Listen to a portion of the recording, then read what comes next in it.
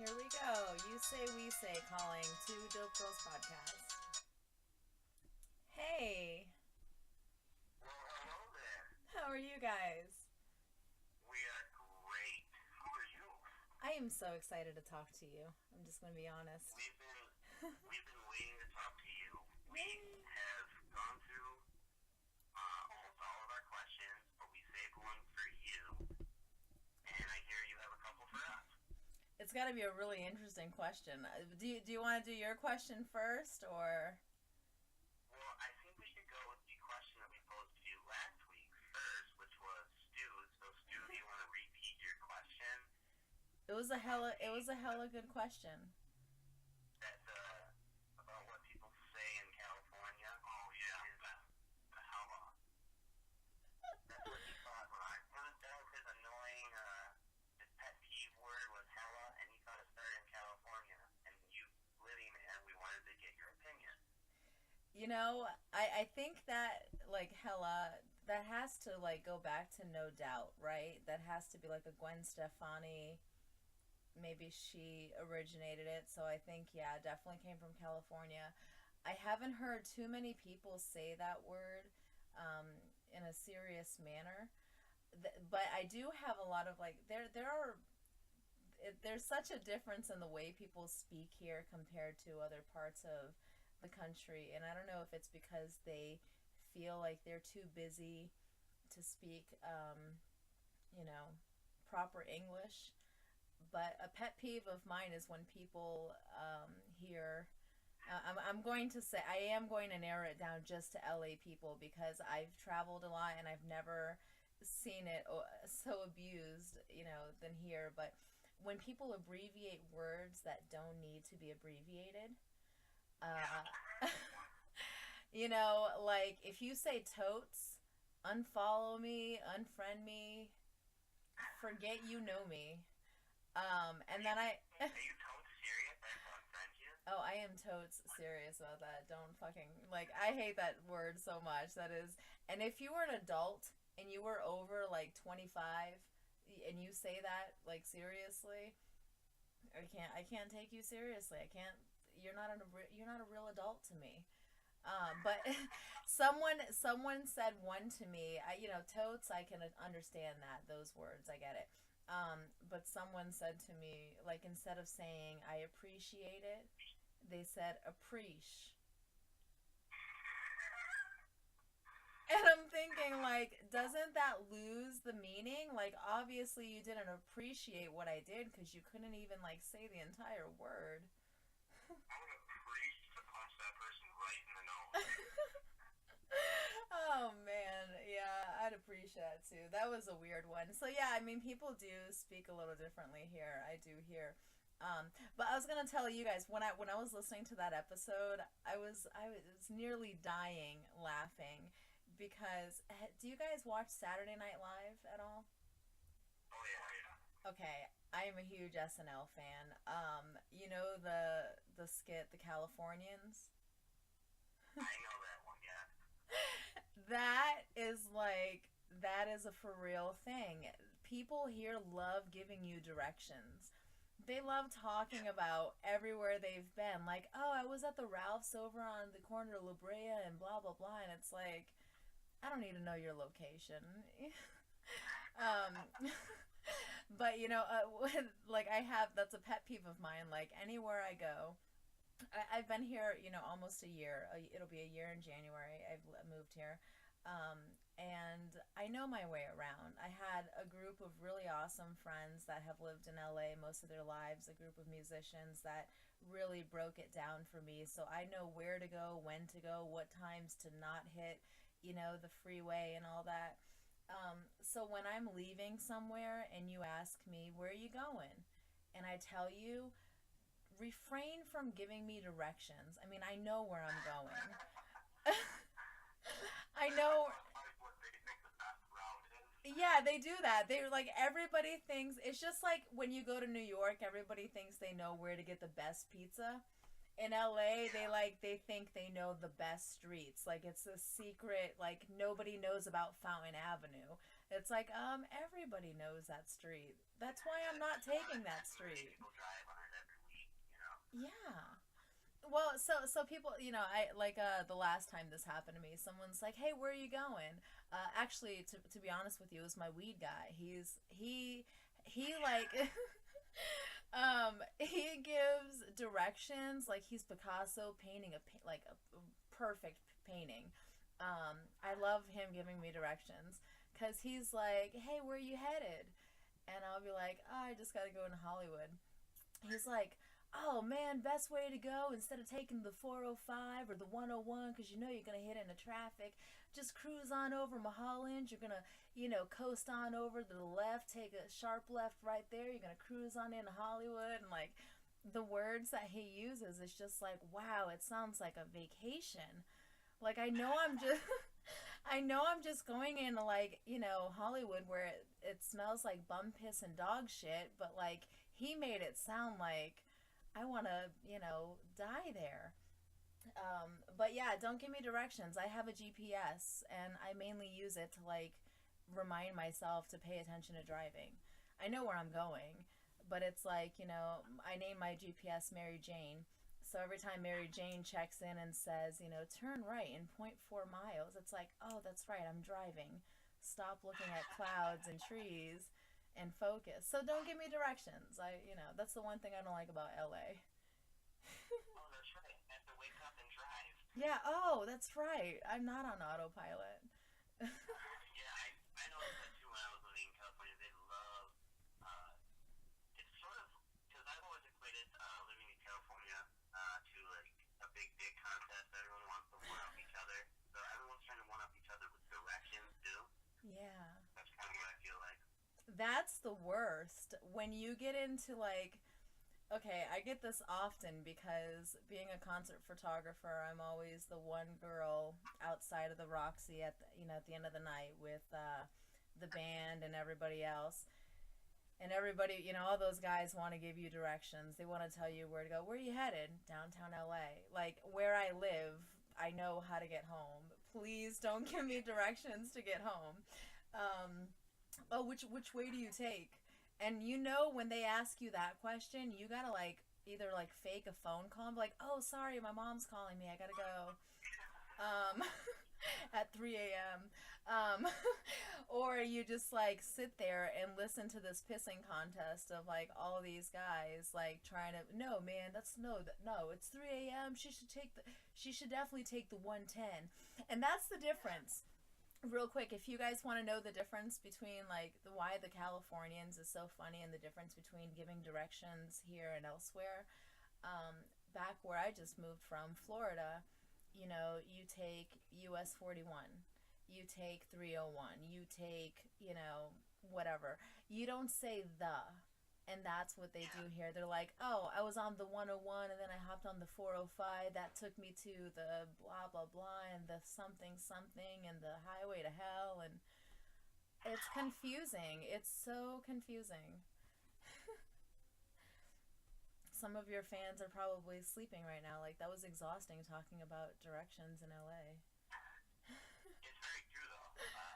I can attest that that's very true. I Yeah. think the dicks that would give directions that are completely fucking wrong. Uh Yeah. you I know, fucking, that's a fun thing to do. I just want to say, if you're listening and you know that you're a dick, a fun way to pass time in LA is to give bad directions to tourists. And I'll oh, see, admit, that would be me. I would love that. yeah, I'll admit I'm kind of a dick. So one time when I first moved here, I was jogging on Sunset. I decided to just kind of like run, everywhere just to kind of get to know the area. So I was jogging down Sunset Boulevard, and these Italians, like I hear them speaking Italian, and they're trying to like figure out how to get to the Walk of Fame, like where the if for, and I know where it is. I know it starts on La Brea in Hollywood. Um, Yeah. but it was just fun. It was kind of having like one of those days where I'm like, I don't want to talk to people. I could tell that they were about to ask me for directions. And so they did. They stopped. And I'm just like, you just like messed up my run. I was in a good groove. I got to take my headphones off. So I kind of like just told them, it's a few blocks that way or whatever. Just kind of like made it confusing. And then when I walked away, I didn't mean to say it, but I was like, good luck. And then I walk away, and I hear them say, they're like, I hear the wife say to the husband, she goes, good luck? Good luck? What does she mean, good luck? She didn't give us the right directions? And like, they just like start arguing with each other. Like, I effed up their day. They probably got divorced after just because I gave them shitty directions. You know? I know.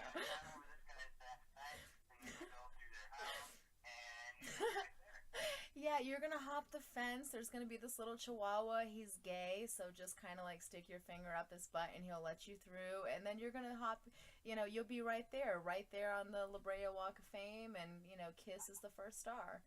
So, but don't forget the gay dog thing. That's an important.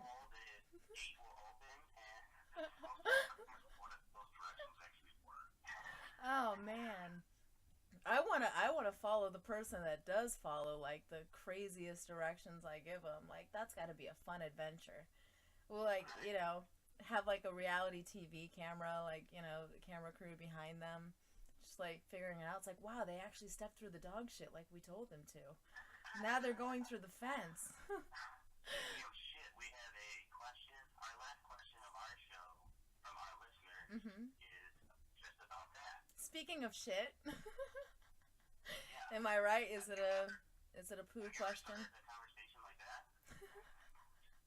Yeah, I like to start my first dates like that. It kind of lets the guy know what he's in for. Wow. This is our first question from Instagram, and you're a part of it. Yay.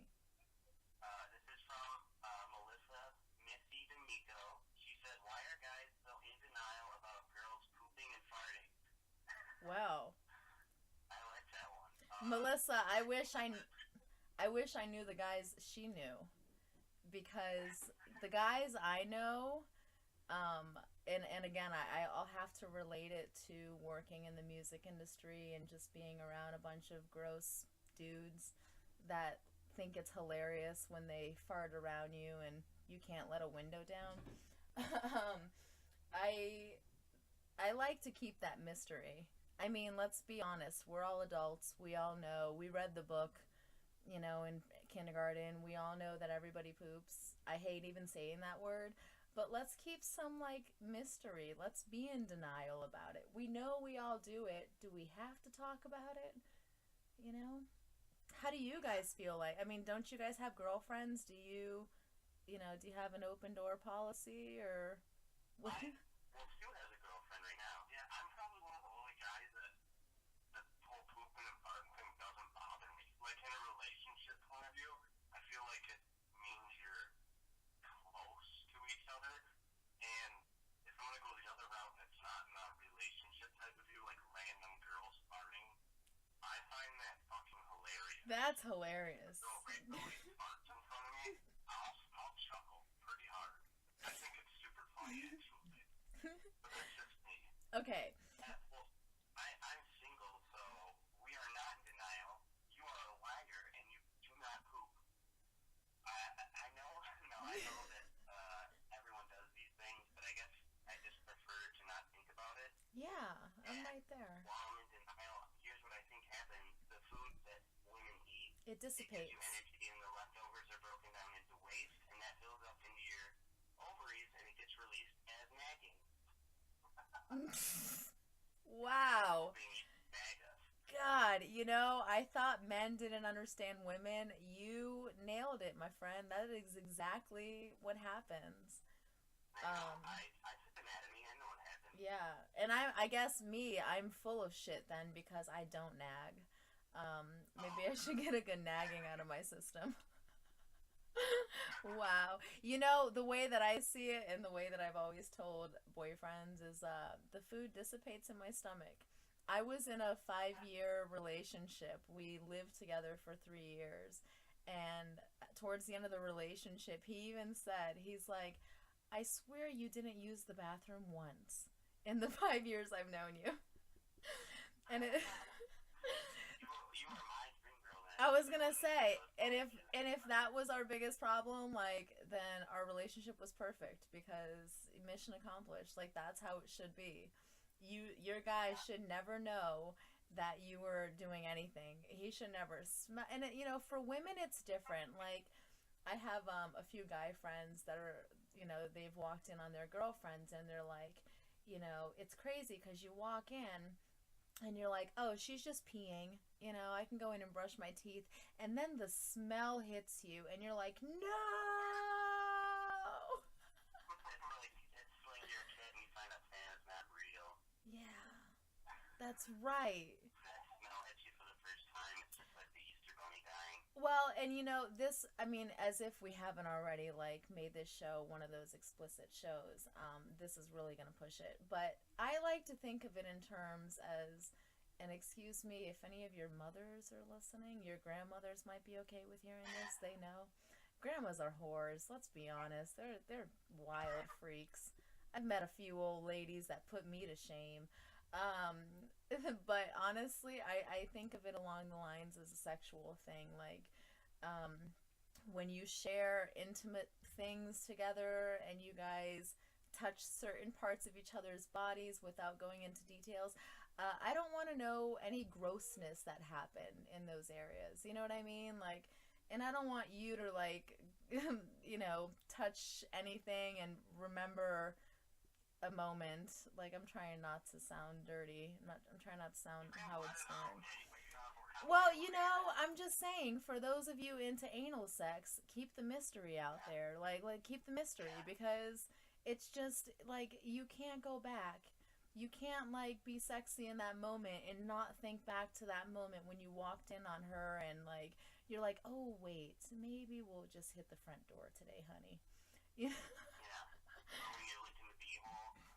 Yeah, and baby wipes, people. I don't, the adults that use only toilet paper, come on. Even Will Smith wipes his ass with wipes.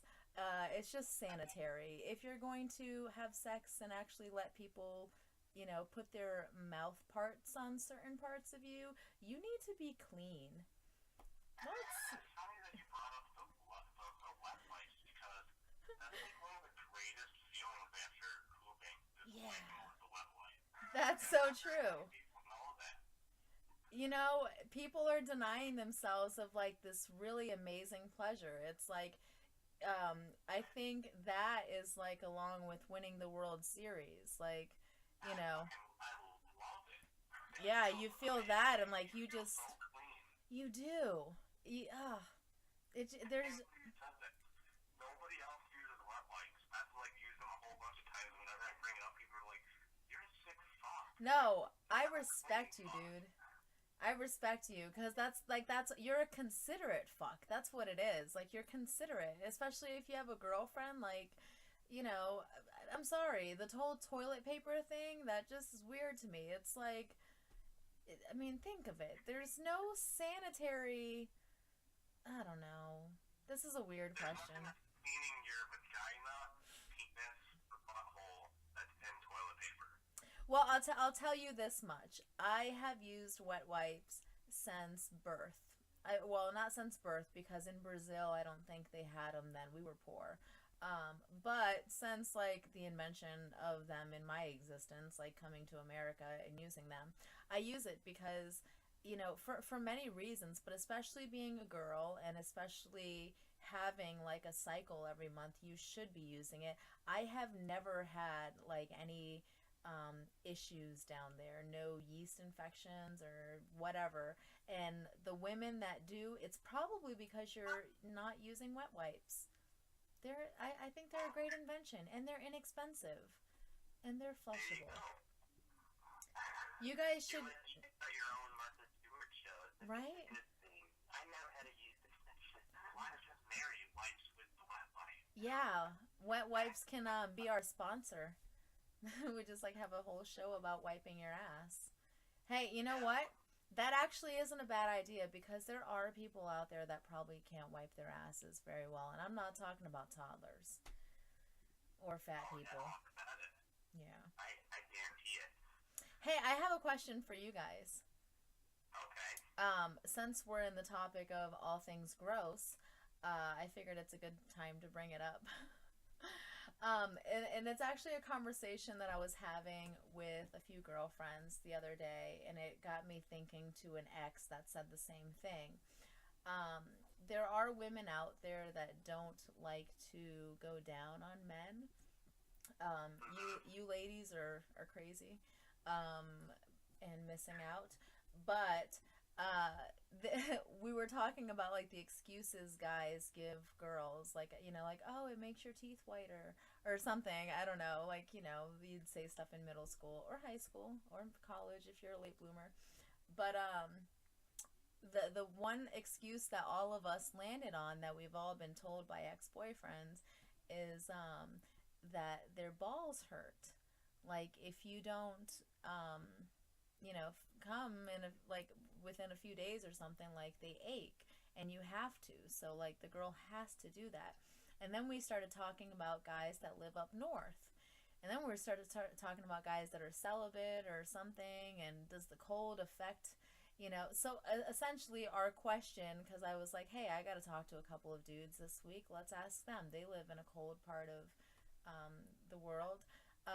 Do your balls ache during the wintertime? Is that an inappropriate question to ask? It's very inappropriate, but I asked. That's a good question. I think you're referring to blue balls, is it? Well, I guess that too, but we were talking about like even if not, like do you guys ever feel, because we were, that's what they're, it's like, oh, our balls are aching, so you have to do that. You have to release it. And it's like, I get it, but they use that excuse for everything. I feel like they're completely lying to you. Yeah. Because the only time my balls ache is when I get hit in the balls. Right? There's no other time in my life when my balls ache, except for when I get kicked in the dick or hit with a ball or something. You all just got played like fiddle. Yeah, that's what you think. I'm not saying I fell for it, but I'm just, that is funny. So then that led us to our next question. Did you guys ever, like, if you can think back to when you were younger, or even to in your current relationship, do you ever have to like give an excuse to get some? And what's your best pickup line to your girlfriends to get that? I never had to give an excuse, but if I had to, I probably would go along the lines of, it won't come out unless you get some suction going on it. It just won't come out, baby. And then she pulls out the vacuum cleaner. Yeah, that's actually that's my main goal. That's what I want. I've never had to have an excuse, really. Because women flock to you. No. Yeah. If I had to have an excuse, I'd try harder, because when you're drunk, sometimes it's a little tough. But I'm not trying to give an excuse for somebody to actually do it. You're trying to give an excuse for like someone to suck your dick. Do you guys? I mean, do you believe in like I mean, obviously, like there's a time and a place for everything. Like sometimes it's just one of those quick, like, hey, let's do this, or you should like be a little romantic, like put a little effort into seducing, this person. Do you do that? Do you put effort into it, or you guys just kind of go at it, you and your girlfriend, or you and whoever these days? It depends on the time, the place, we were feeling really like you can. There's times where like I'm in the mood to just get her really into it, but then there's times where like we can feed off each other and we know like Yeah. there's nothing to do right now. We just gotta get going because both are already ready. Right. For me, it really depends on how much I paid, like how much time we have for the amount of money they gave her. So normally I'm not into this romance too much because I usually only give them like $100. So. I had to pause for a minute because I was like, wait, did he just say about how much he paid? Is he going into a hooker bit here? Yeah, I assume that's how everyone has that. Right. That's the only one It depends on how much you can get for 100. I get it. Yeah. Yeah. Well, and you know what? Also, it really does depend on which streets, because some street, like, it's just like shopping around. You got to shop around. You may be able to get like, a free little extra on 4th Street than 6th Street would offer you. Some of the corners have better products out there for me anyway. Yeah, competitive prices. Where he gets it for free, so. You know. If I'm in a relationship, I'm usually more romantic with it. I'm not too crazy, but I think like Stu said, it all depends on like the timing and especially what time of the month it is. Yeah. Is it true that women get extra horny when they're about to have their period? I don't know if it's like before or after or during. I think it's during. Like for me, to be honest with you, and again, I guess because I hang out with a lot of dudes, like it's always a good time for me. Like there's never a bad time to engage in shenanigans. Yes, I said shenanigans, referring to sex. I sound like an old fart. But it's just. Oh, go ahead. Our male listeners they all just downloaded this episode to hear you say that. They're like, shenanigans, boner. God, now if she'll just talk about Marvel comics. She's a... No, I should have worn my Avengers shirt for this video. Anyways, but I like that you said that real quick. I like that you said that you do try to be a little romantic or like put some effort into it. Part of the reason I broke up with my ex of, however long was because it got to the point where, not only was he like shitting with the fucking door open, like I don't need to know you do that, dude, and I don't want to know your schedule. Like he let me in on like his 3 times a day routine, and I'm like, that's too much. But also when it came down to that, he would just point. Like literally just stand in front of me, look at me, raise an eyebrow, and point down to his dick. And that was like the signal for like go time or something. So it